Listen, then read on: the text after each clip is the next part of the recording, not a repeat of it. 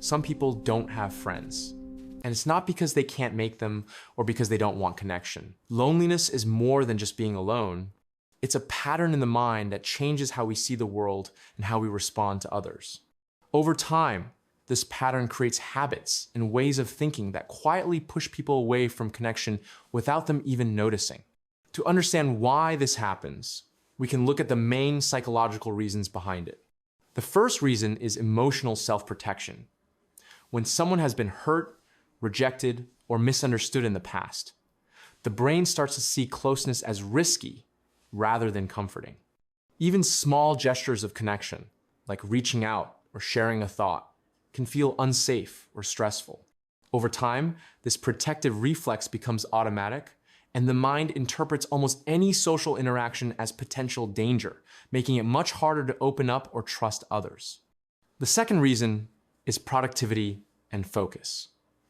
In modern life, the mind often prioritizes goals, tasks, and achievements over relationships. And social interaction can feel like a distraction or even a waste of time. People might convince themselves that they'll reconnect later, but later often never comes. And over time, the habit of postponing or avoiding social engagement makes relationships fade quietly. The third reason is social energy and motivation. Some people have a naturally lower tolerance for social stimulation, and their brain may process conversations and social cues with more effort or stress.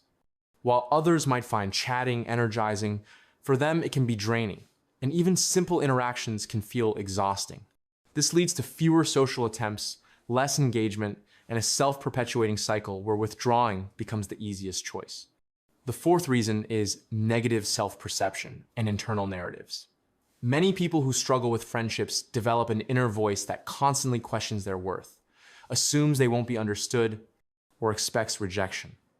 This critical self-talk can make people hesitant to reach out, overthink interactions, or misinterpret harmless gestures as judgment, which reinforces their sense of isolation.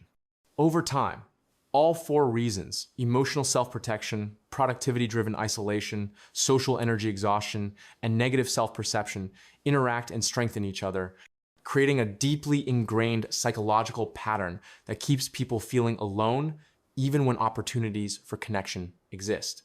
Recognizing these patterns is the first step toward understanding why loneliness happens and how it subtly shapes behavior, thought, and emotion. If any of this felt familiar, you're not alone in it.